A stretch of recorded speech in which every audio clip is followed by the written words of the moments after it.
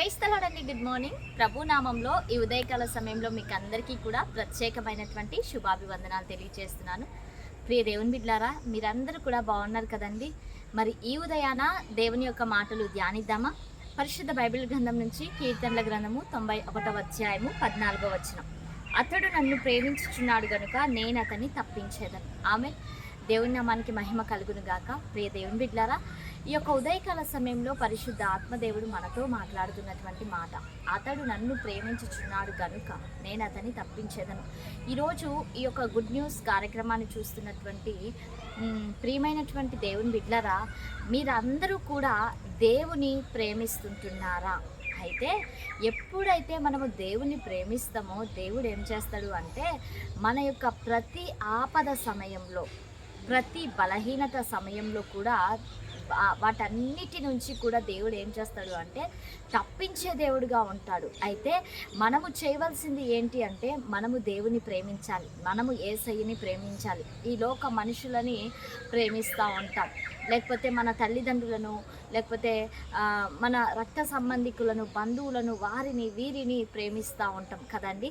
వారికంటే ముందుగా మనం ఎవరిని ప్రేమించాలి అంటే యేసు క్రీస్తు ప్రభువుని ప్రేమించాలి. ఈ రోజున నువ్వు దేవుని మర్చిపోయినా, దేవుని విడిచిపెట్టినా, దేవుని ప్రేమింపకపోయినా యేసుక్రీస్తు ప్రభు మాత్రము నిన్ను విడువక ఎడబాయక అనునిత్యము కూడా నిన్ను ప్రేమిస్తూ ఉంటున్నాడు కదండి. ఎంత గొప్ప దేవుడు, ఎంత అద్భుతమైనటువంటి దేవుని మనం కలిగి ఉంటున్నాం.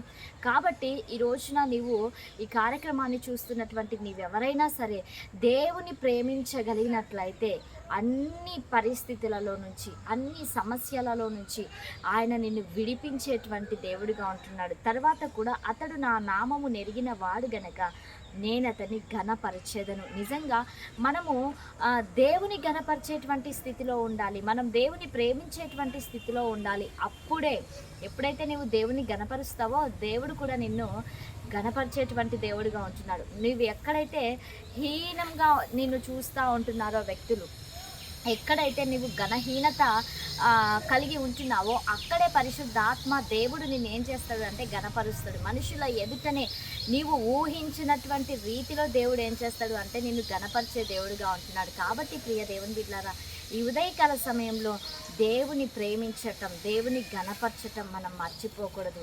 మనం ఆయనను ప్రేమించినప్పుడు మన యొక్క ప్రతి ఆపదలలో, ప్రతి క్లిష్ట పరిస్థితులలో, ప్రతి ప్రతికూల పరిస్థితులలో కూడా ఆయన నిన్ను తప్పించి నీకు క్షేమాభివృద్ధిని దయచేసే దేవుడుగా ఉంటున్నాడు. ఆమేన్.